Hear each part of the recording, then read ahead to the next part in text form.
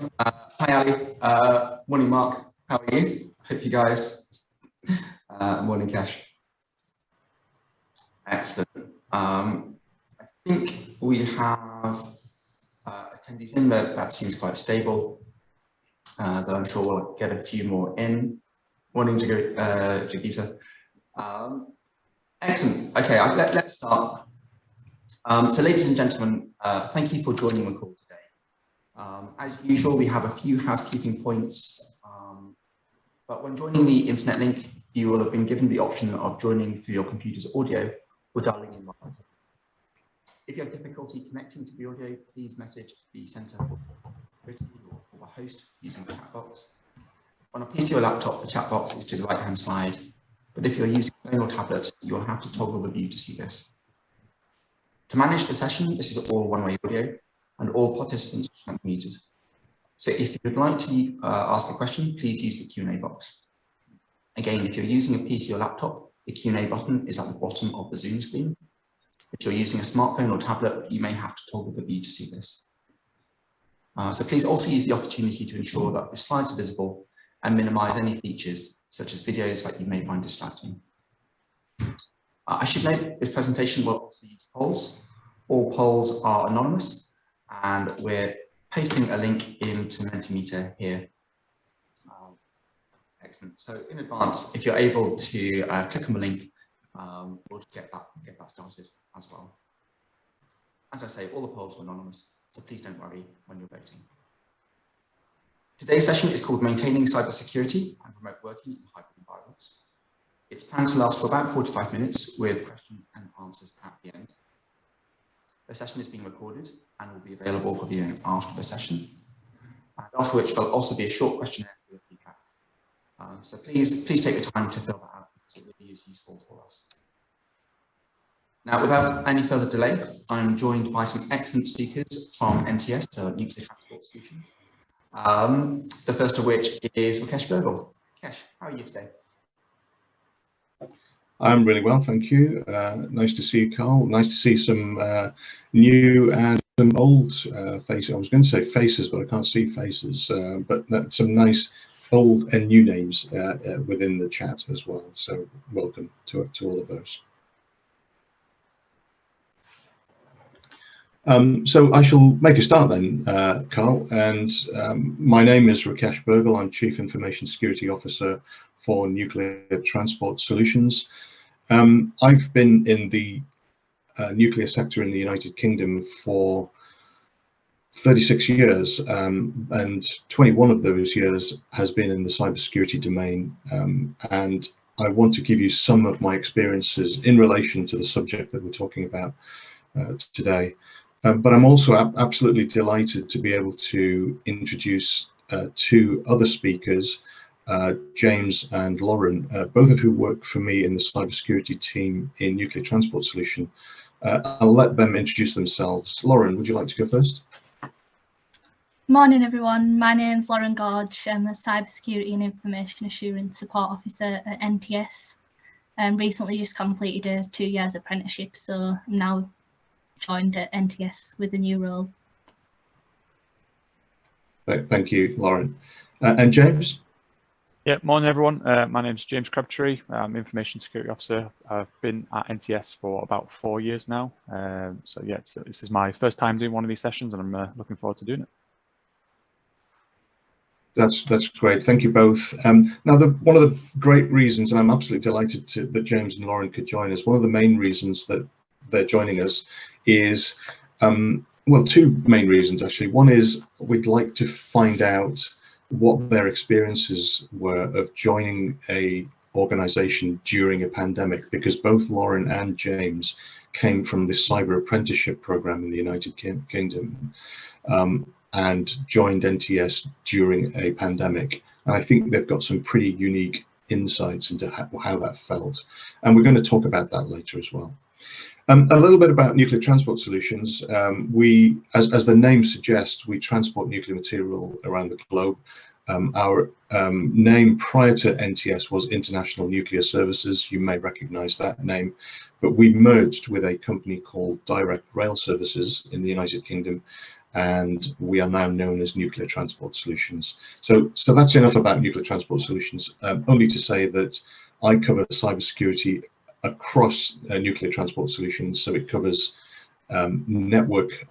corporate network security, it covers operational technology on board ships, on board trains, and I think you can see a picture of one of our ships in the background there. On our trains, well, that's one of our trains, that's a Class 88 train there. So I cover cybersecurity for all of that, and James and Lauren are part of my team. So the next thing is this presentation. I wanted it to be slightly different. I wanted it to be more conversational and discussional. So please do stop and ask questions if you need to throughout this, or wait until the end. We have an opportunity at the end to ask questions. And if you engage with us, then that's how all of us will get value out of this. And I hope you can engage with us. So without further ado, I thought we'd test the mentee poll at the moment. So Carl, if you could start the first poll, please, just to test how this is, whether this will work or not. So I'm sure it will. Carl. Thanks, Kesh. So ladies and gentlemen, I'll put the link back in the chat again, but otherwise if you go to mentee.com and use the code 6397 8593, then you'll be able to access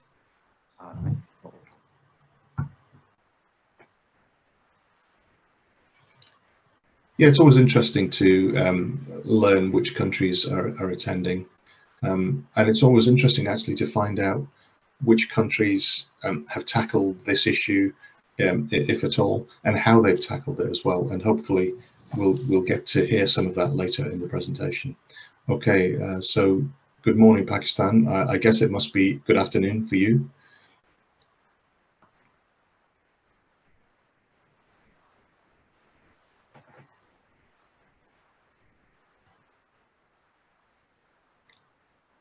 Pakistan can't be the only country. Oh, here we go. England, Lithuania. Wow. Okay, so we've got quite a good spread here.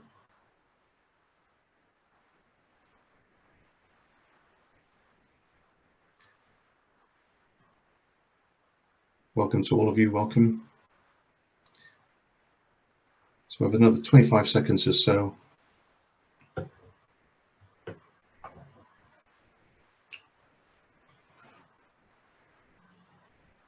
Benin as well, yes.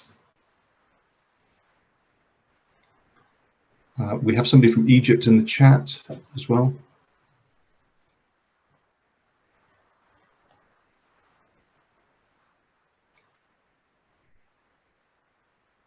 Ghana, welcome. Excellent. Okay, so let's close that. So I think it's really interesting that we've got a nice spread from Western and Eastern countries, and I think it'd be nice to hear from you later on in the presentation. But well, let's just move on with the presentation now.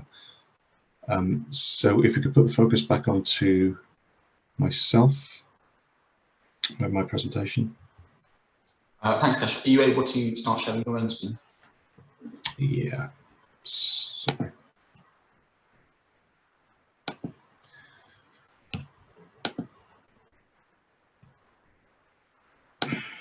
Sorry, this is taking a little bit of time. Can you see that now? It's loading on the introduction slide. Okay, excellent. So a little bit of an introduction then. I want us to explore the cybersecurity challenges that we faced as organizations during the pandemic. And this isn't necessarily just about the pandemic. This could also be about flexible working and whether you have flexible working practices and how you deal with those practices from a cybersecurity perspective. I'd also want to delve into a cybersecurity incident which occurred during the pandemic at Nuclear Transport Solutions. And I want to give you a little bit of detail around that. I guess I should have put a poll up at this point and asked you the question, what was the vulnerability that was exploited during the cyber incident in February in Nuclear Transport Solutions? because I think if you're in the cybersecurity field, you'd probably answer it was a phishing attack, and yes, it was a phishing attack. So I'm going to go into a bit of detail about that phishing attack. I also want to uncover the lessons learned and the positives from the pandemic, and not just the pandemic, but from flexible working and hybrid working in a cybersecurity context. And then hopefully by the end of this, you'll have some ideas to take back with you on how you can be prepared for hybrid working and home working as well. So that's a little bit about the introductions. I thought it would be useful to look at definitions next. So I'm just going to move on here. And the first definition, I thought, well, hybrid working, what does that actually mean? And here's what it means to me in the context of this presentation.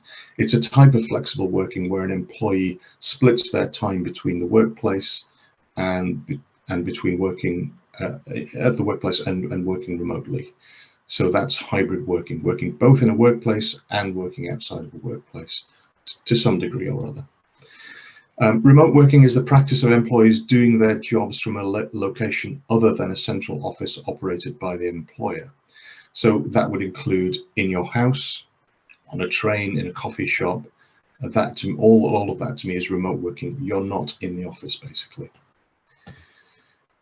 Office working, this is pretty obvious, the practice of employees working within the office environment and benefiting from all the security controls.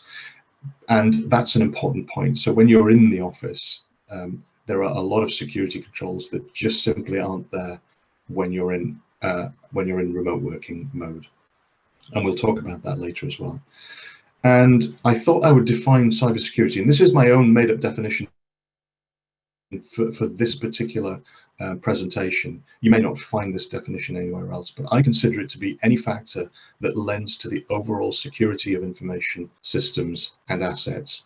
And by that, I mean absolutely any factor. So for example, and I'm going to talk about this later, mental health is something that leads to or lends to overall security of information.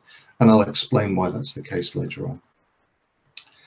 So those are the definitions. Again, if there are any questions around this, please do put them in the chat. I'm sure Carl and others are looking at the chat, and we can answer those as we go along. I thought we'd move on to the next mentee, please, Carl, and this is about working arrangements that you are currently experiencing in your organizations, and it's a multiple choice. Carl?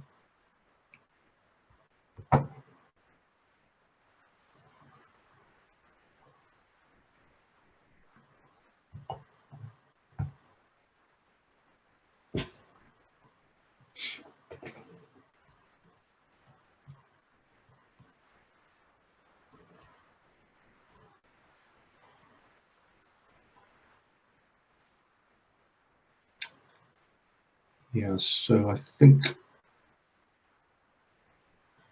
well, that's interesting. So we have equal split on full-time and hybrid working. No, hybrid working is in the lead. Okay, let's close that. So it's a pretty equal split there. It's a very small sample size, so I'm not sure we're going to get much from this. But it's clear that we've got a mix of things happening here. We've got hybrid working where people are in the office and at home, and that's essentially how I'm working. It's how Lauren and James are working as well. Full-time office-based, that's interesting that 4 of you are full-time office-based. Are you able to say either in the chat or verbally what is it that you do that requires you to be in the office full time? Is there some aspect of your job? Are you able to share that now?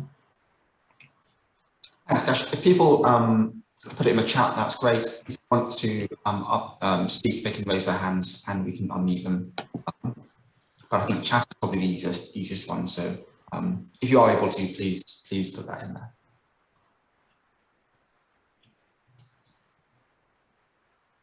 And I noticed there are a couple of people here working full time at home, and that's not unusual. We have that as well.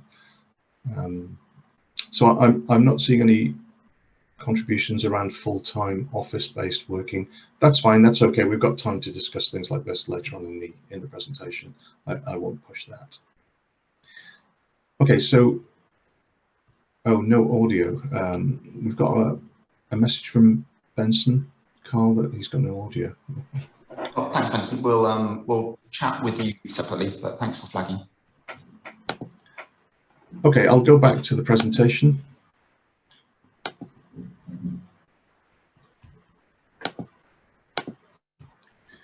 Just confirm you can see that, Carl.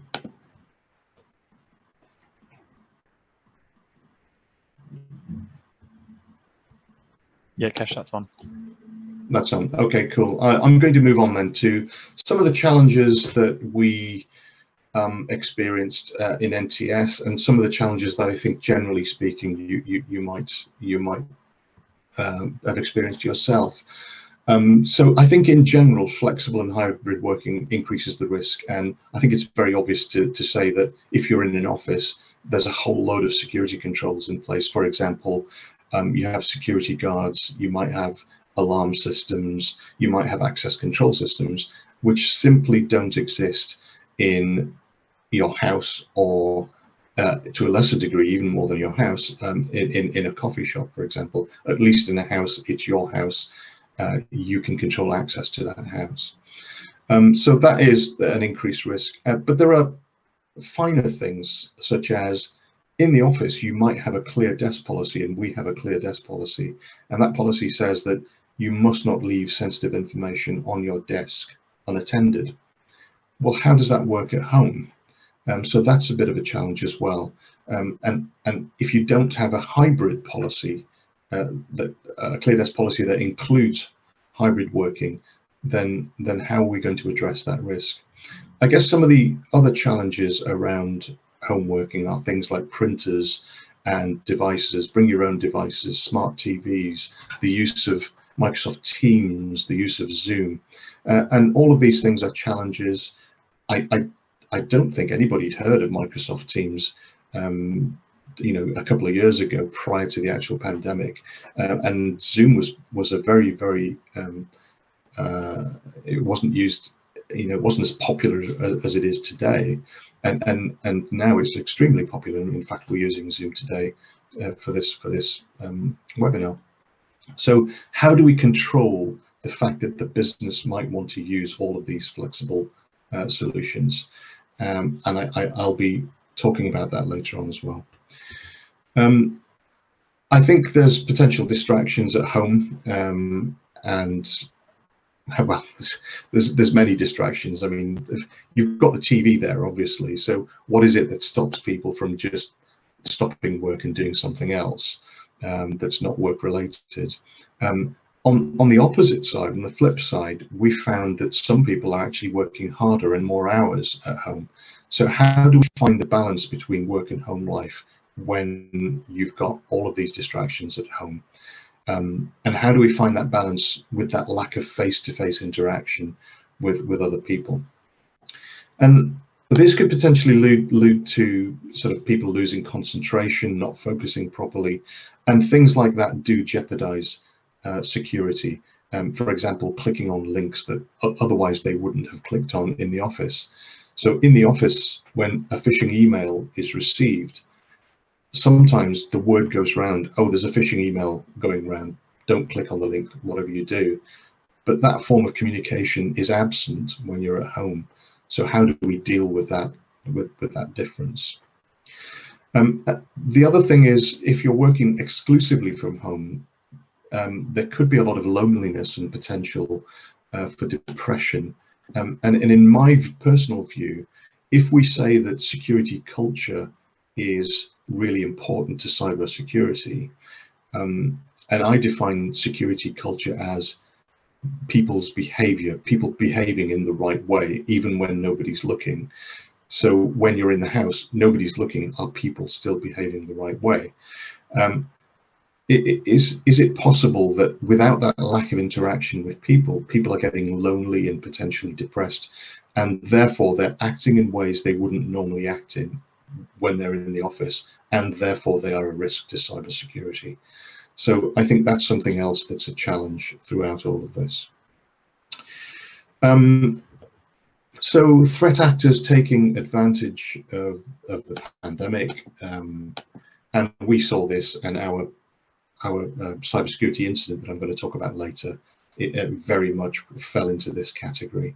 And it isn't just a pandemic. I mean, you only have to have some kind of global event, and really horrible people are taking advantage of that event and formulating phishing emails surrounding it. And I'll talk a little bit about that later on as well. And it's as I implied earlier, I think it's a little bit of a barrier to security culture anyway, the working from home or working in a hybrid way. And it's particularly so for people starting a new role during a pandemic. They're not able to meet people in person. They can only carry out tasks virtually. And all the physical tasks that they would otherwise have carried out in the office, they just simply can't do.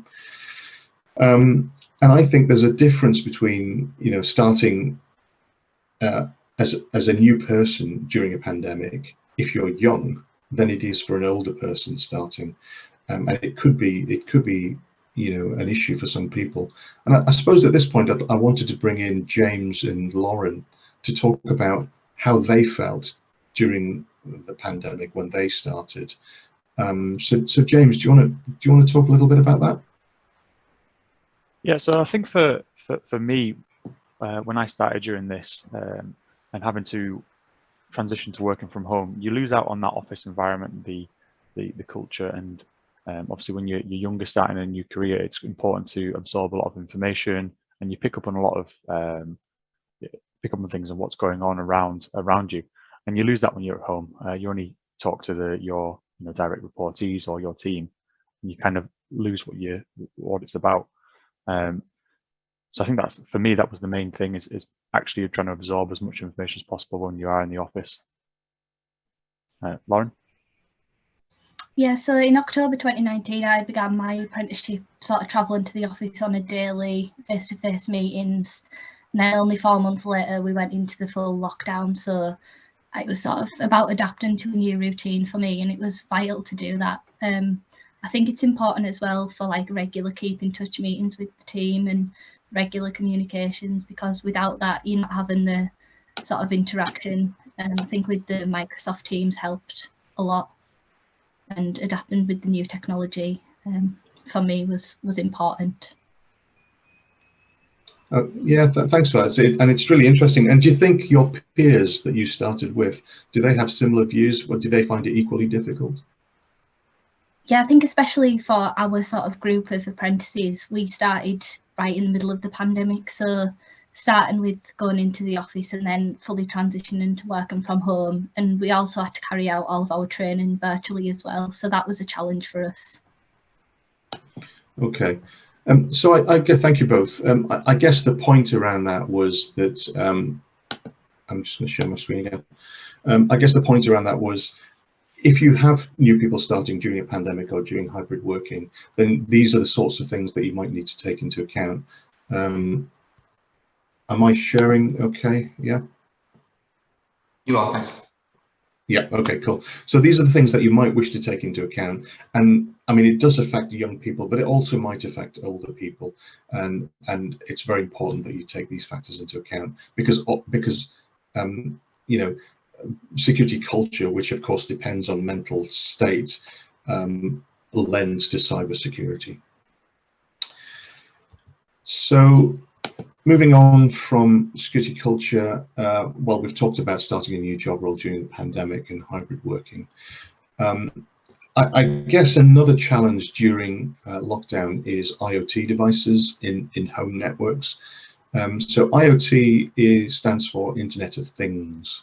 Internet of Things devices are things like Ring doorbells, or kettles that are connected to the internet, or fridges that are connected to the internet, or any device connected to the internet that's in your house that provides some kind of automation that you didn't previously have. And I think this is interesting, because if you have those devices at your home, and I have a Ring doorbell, for example, and I have a couple of other devices in the house. If you have those devices and you're not managing those devices properly, then if you're working from home at the same time on the same network, then those devices can represent a risk to your corporate device. And James is going to show you a little demonstration of the type of why it might be a risk. James, over to you.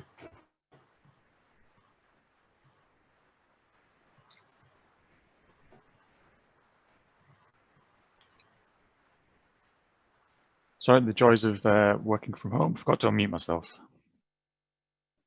So can everyone see my screen now? Is that on? Thanks, James. It's all on. Yeah, thanks. Yeah, so just before we get into it, I'll just give a little bit of a, I think as Kesh said there, just what Internet of Things is. So basically here we're talking about any device which is got some form of connectivity to the internet. So we're thinking about Alexa, smart bulbs, thermostats. There might even be things like fridges which order your milk when you've run out, or as kettles, as Kesh said. Now, often these IoT devices, or the manufacture of these devices, focus primarily on the functionality and not following a secure by design process. Now, this means that they have very basic vulnerabilities within them, such as all sharing the same default passwords. There might just be 4 zeros. Now, this increases the risk from us from security professionals' point of view, because if these devices are in a home working environment, this is where our corporate devices are sitting. It could mean that this potential compromise of these IoT devices might then move laterally across the home network and try and compromise our corporate devices. Often a lot of these IoT devices store the local router or Wi-Fi passwords on the devices themselves. So if these devices are compromised, attackers can then gain access to the router, and obviously then that's that barrier control gone, and could lead, as I said, to compromise of our corporate devices. So this is something that we really need to think about with our users working from home. So what I'm going to do is I'm just going to show a quick example. Now this is a website called Shodan. Now, for those that don't know, this is basically a search engine for internet connected devices. So what I've done here is I've done a search for iKettle, which is for the smart kettles that we've talked about. Now, an example here.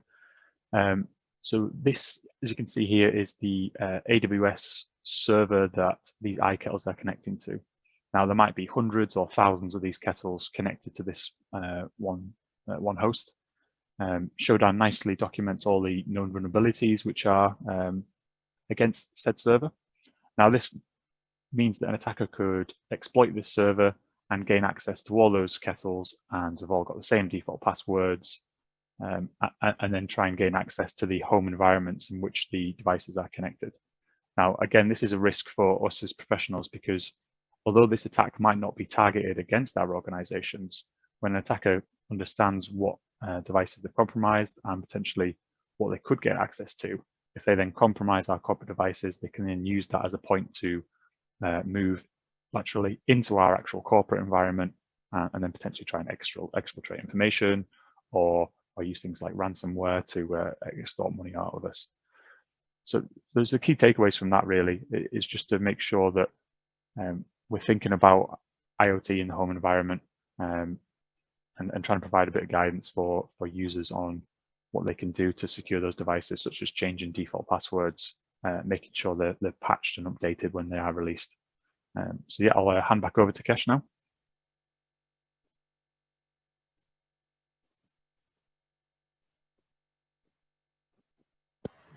Okay, hopefully you can see my presentation again. Thank you, James, for that. So I think there's some key takeaways from that, and the key takeaways for me are, just give me 1 second.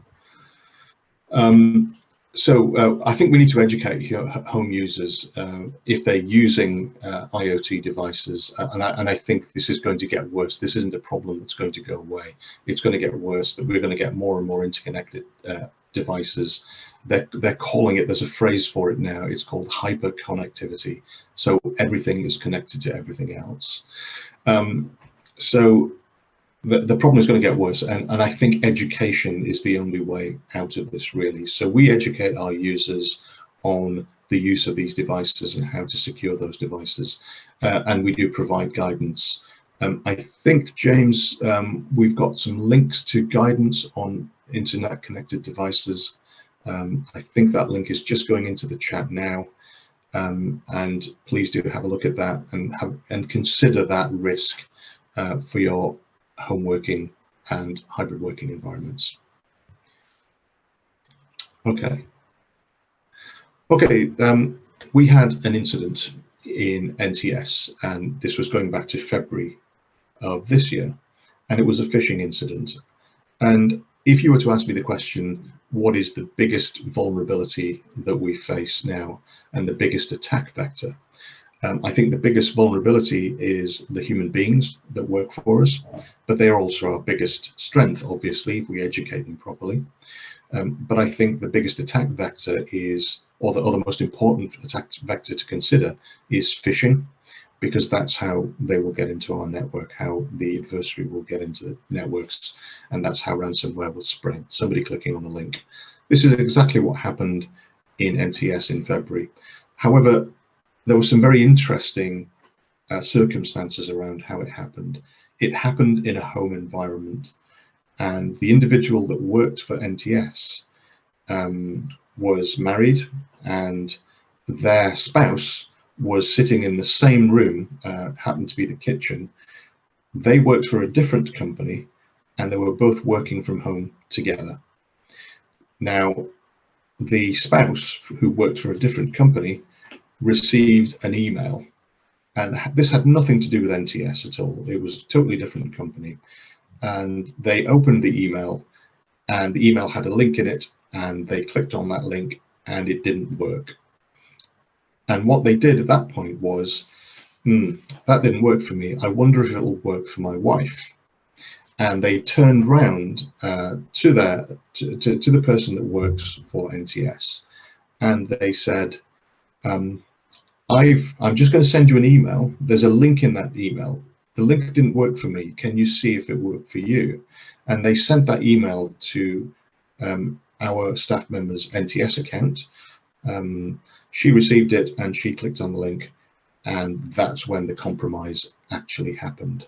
And from that point onwards, we declared that an incident. We picked up on it very, very quickly. I think we probably stamped on it because it just grew larger and larger from that point. They were trying to compromise more and more accounts. We then, I think within the space of about 2 hours, we stamped on that incident. But I guess the interesting point is A, how it happened in the first place, and it was because of this home hybrid environment. But B, what I thought I'd do is show you the email that was actually received by a member of staff, and show you all the indicators that should have told this individual that this is something that they should not click on. So I'm just going to put that up now. I hope you can see that, and I hope you can see my pointer. The first thing was the title, which is called Contract Document from NTS Global. And my comment there was, well, were we expecting to receive something called NTS Global Contract Documents? And the answer is probably not in that particular circumstances. And the second thing about that is we don't even call ourselves NTS Global. We call ourselves NTS. So that's a bit of an indicator as well. I'm hoping you can see this. The second thing is in the to field, it's been sent as a blind copy. And the reason it's sent as a blind copy is it's probably been sent to other recipients as well. And that's an indicator to me that this is a phishing email. This particular one is very poorly worded. Please find our attached contracts documents for your collaboration and attentions. And that is poorly worded. And so that is another indicator that it's a phishing email. And then here's the link to the documents that they're trying to get you to click on. But if you hover over that link, the link which is revealed to you is not a link that that you should recognize and therefore click on. The next page that I'm going to go to shows the page that is displayed, what happens when you do click on the link, and I'll just show you that in a second. And then a couple of other indicators. Executive Secretary, would we expect NTS contracts to be sent out by the Executive Secretary? And the answer is probably not. It would probably come from HR or procurement. And the last thing is the Direct Rail Services Limited. Well, NTS as a company is a merger of Direct Rail Services and International Nuclear Services, and our email signatures changed and don't include Direct Rail Services anymore. So that's an indicator as well. And so what happens if somebody clicks on this link in the middle then? What happens is you get taken to this page here, which is a Microsoft OneDrive login page, which actually isn't. It's a false one. It's a fake one. And when you click to enter your credentials, what you're actually doing is giving up your credentials to the hacker at the time. The hacker then takes those credentials and then performs further criminal activity and tries to compromise more accounts. So that was the NTS cybersecurity incident. Two interesting things about it. One is the family nature of what happened. It happened in somebody's kitchen, and that's an interesting aspect. And then the second thing is it's a very simple attack that we fell foul of, and we shouldn't have. And security culture would have helped here. And I think the fact that we were two merging organizations probably increased the security risk for us, and that's one other reason why it might have happened. So that's the NTS incident. I thought I'd share that with you because I think it has interesting aspects to it. But I think also I'd like to hear from other people in the audience to hear whether you've had any experiences of your own. Carl, you've got your hand up. Oh, thanks, Ash. Yeah, absolutely. So just ladies and gentlemen, if you do have, if you would like to share or say something, just raise your hand in this committee and we can unmute you. But no, just I think something happened to one of my friend's fathers, which I think might also be noteworthy. So, for example, he's on the board of a company. And so his signature, like a generic signature, appears in like the public version of the welcome message. For example, thanks everyone, we've had a very tough year. Thanks for all your hard work, and then his signature. Someone had taken that signature and mailed his secretary, asking for them to process, or maybe the accounts team, like change their bank details. And so like, I'm thinking of moving house or whatever. Please, can you change my bank details to one in Indonesia, I think, which is odd because he's based in the UK and isn't Indonesian. But I think the working from home element, one, there's a cyber element because she got an email, but two, because you're working remotely, the small touches, just say, oh, hi, Tim. I got an email from you. Just want to make sure everything's okay. Like you're not able just to not put your head around the door and have a quick chat. I think psychologically it's you just plow through emails and back to work in a different way. Yeah, that's really interesting. Sorry, am I on mute? No, I'm not on mute. Yeah, that's really interesting. And we've got another comment from Mark Chappell here. 3 years ago, we got burned by not having two-factor authentication in place, and we just resolved all of that within 2 hours. Mark, and I'm going to be totally open about this, we made that fatal mistake, and that's one of the reasons that we got attacked. So having two-factor authentication in place, has a disproportionately positive effect in terms of cybersecurity. I think James has his hand up. Did you have a comment, James? Yeah, it was just to add to that, really. We were literally, because of the pandemic, we were in quite a rapid transition to 365, as I'm sure you probably all were at the time. And we were literally 1 day away from turning MFA on for all the users. And this is the kind of mitigation that would have actually stopped this attack nip it in the bud as such. And just on your previous comment about how do we pick this up at a system level, well, we do have a phishing system. We use Cofense, but ironically, it was just the email was received. So the person who clicked on the link, their account was obviously compromised, and they then sent out an additional email to all NTS contacts. So I personally received that email, saw it, and went, "Okay, we've been done," and that's how we picked it up. So the system would have got it, but it might have been slightly slower than the fact that we'd received it. Now, this goes back to one of the challenges of working remotely or in a hybrid environment, is if we had been sat in the office, everyone would have received that email. One person would have said, "This is suspicious," and that word spreads, and potentially less accounts would have been compromised as a result of that. Yeah, and I guess the other strong piece of advice is where you have two-factor authentication available, it is probably best to implement that. I mean, it might not be the right answer in every case, but it's my strong advice to implement two-factor authentication. And this is not just for work, for personal as well. So if your bank offers you two-factor authentication, use it. If you've got critical accounts like that are personal to you, like Facebook or LinkedIn, Twitter, they all offer two-factor authentication, and my very strong advice is to use it. I don't think we have any other comments on that, so I think I'll move on. Just looking at the time at the moment as well. Am I sharing my screen? Can you see my screen? Yes, thank you. Okay, cool. We've got a poll at the moment. Use 1 or 2 words to describe a challenge you faced while working from home during the pandemic. And this doesn't necessarily have to be a cybersecurity challenge. It could be a health challenge, a mental health challenge, and this is all anonymous. You won't be identified by this. Any challenge that you faced working from home during the pandemic. We've got some here: distraction, no human interaction, distraction again, lack of informal information. I'd like to go into that one because I'm not quite sure I understand that one.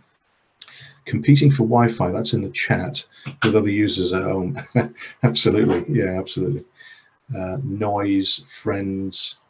I would put TV in there as well as a distraction. If that's blaring in the background, somebody else is watching it. Training is a challenge. It certainly is, because you're going to get your training delivered to you online probably, and it's probably not going to be as effective as face-to-face. Your friends are a challenge. That's an interesting one. I wonder about the biscuit tin. That's a challenge. Yeah, absolutely. So eating too much. So we've got 14 seconds. What else is here? Working for longer hours. Absolutely. I find myself that there are 2 factors here. One is you're not traveling as much as you normally do. And in the time that you would normally be traveling, you start work. And then it's just too easy to sit at your desk and continue sitting at your desk. And before you know it, you've done 10 hours, 14 hours. And you just end up with fatigue, which is the other, which is another challenge that's been highlighted here as well. Issues with rude word, internet, crappy internet. Okay, let's just say it.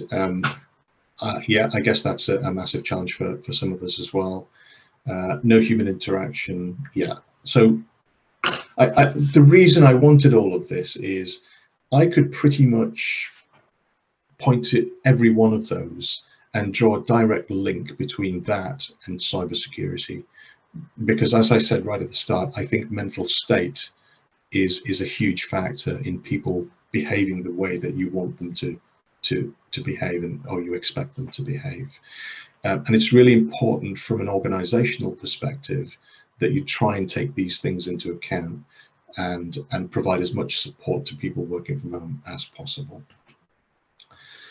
So thank you for that. Yeah, FWA and comfortable desk, absolutely. That's not a particularly brilliant thing. I find standing up and working quite useful, but that's not for everybody either. So Okay, let's move on quickly. What is the time? It's 1:45. I will share my screen again.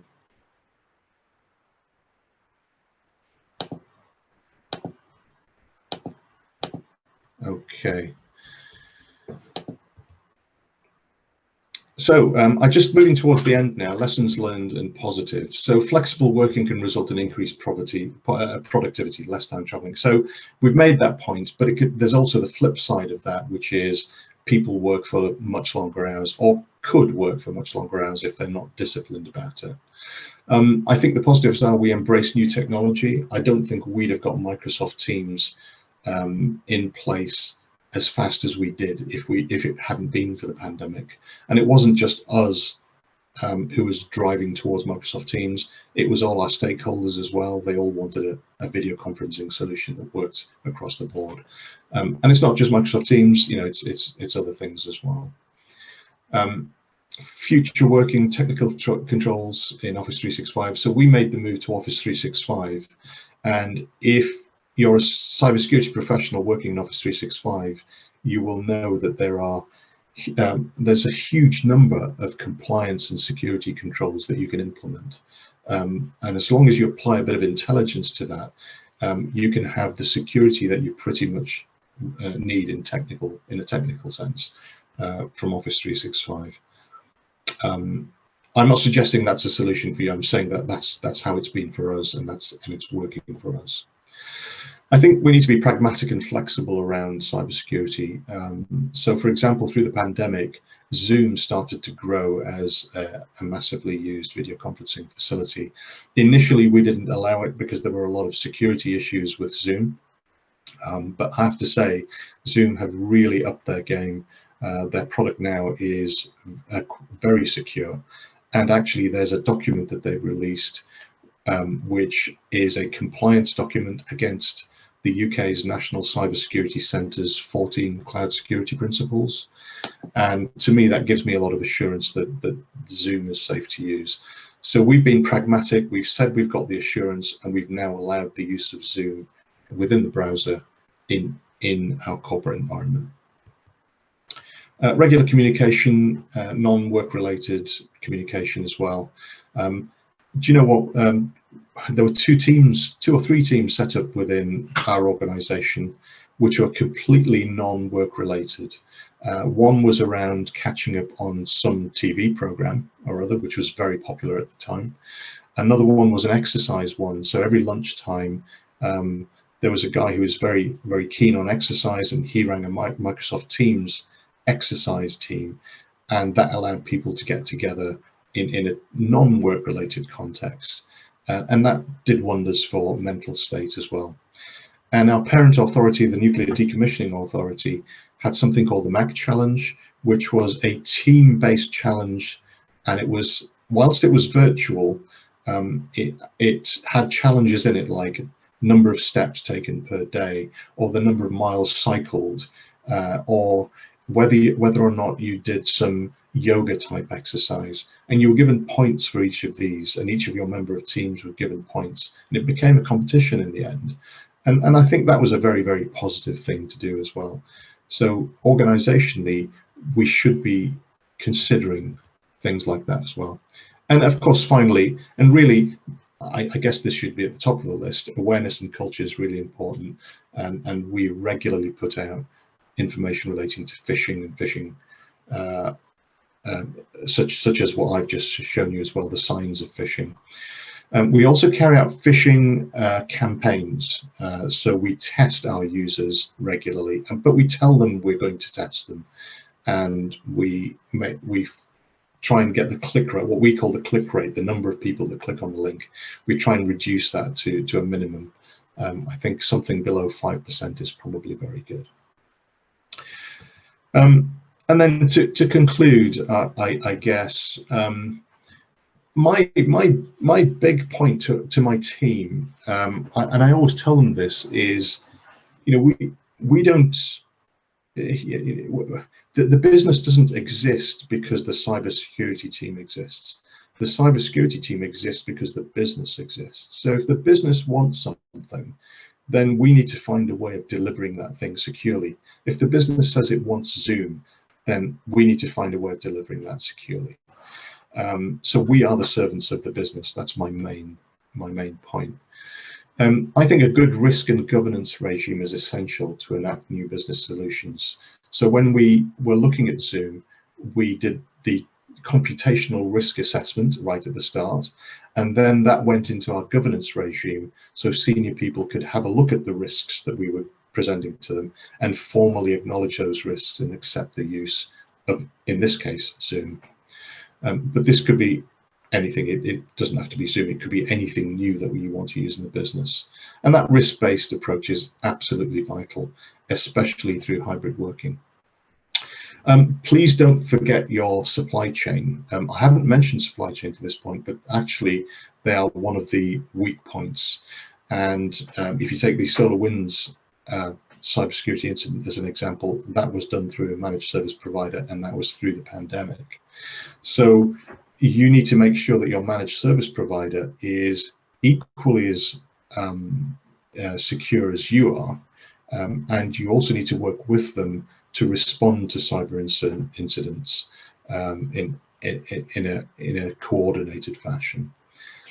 Social engineering attacks such as phishing require enhanced and sustained security culture and awareness program. Here's security culture and awareness yet again. I mention it in pretty much every presentation that I do. It is absolutely key, along with leadership. Leadership and security and awareness are probably the two things that will improve your cybersecurity immeasurably. There's something called zero trust computing. I haven't mentioned this before. In the old days, we used to say that the edge of the network was the firewall, and actually it isn't anymore. I think the the boundary for the network has reduced down to endpoints and devices and systems, and zero trust computing is about endpoints, devices and systems authenticating prior to being allowed to connect to the network. So basically you don't trust anything in your network unless it authenticates to you, and that includes laptops, phones, and sometimes even files. And what you want is enhanced and intelligent monitoring of networks. I say intelligent monitoring of networks because it's not sufficient just to monitor networks. You then have to respond to network events as well. So make sure you're exercising that response regularly. And I think that's pretty much it. I've gone slightly over time. I do apologize for that, but we do have time for questions if anybody has any. Excellent, thanks, Kesh. And no worries at all. You've got a good sort of 5-6 minutes for some questions. So, ladies and gentlemen, if you do have any questions, please use the Q&A box or chat function. But just while we're going through that, I've got a couple of questions of my own, if that's okay. So I think, Kesh, just a couple of things which came up during your presentation. But I guess the notion of, you had a very expansive definition of mental health, which I think is really good, especially in relation to work-life balance. And I guess it strikes me as two things. There's flexibility, remote working is not going to go away, hybrid working is here to stay. I guess, does that extra flexibility change the risk profile? So, for example, in previous discussions, you've talked about people logging in at unusual hours being an indicator of suspicious behaviour. How does that change with flexible working, or things like that, or even people, the lack of a work-life balance, or harder to define those boundaries? I mean, I'll take mental health. I'll ask Lauren to comment about the network behaviour. So mental health, I've already said it. We rely on people behaving in the right way, and people behaving in the right way relies upon their own mental state, and that to me is the logical line between good cybersecurity and good security culture and people's behaviour. So I think it's important that companies have mental health support mechanisms through remote working, and I mentioned a few while I was on there.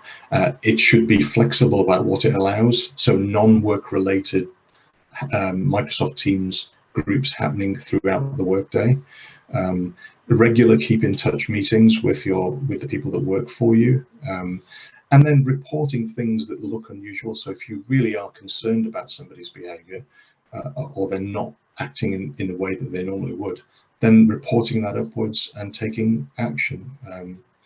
I think that's why I consider mental health to be important. Lauren, do you want to make a comment about, I think your other question was about, in the old day, we used to say people logging in at unusual times might be a cybersecurity issue, but flexible working means that that's out the window. Do you have a comment on that, Lauren, at all? Yeah, so I think previously logging in at unusual times could be considered suspicious, but however, like flexible working now is encouraged and embraced not only at NTS but around the world due to the pandemic. So not only focusing on unusual logins, I think it's important to go wider than that and explore other areas and not just observing a single factor to come to a conclusion.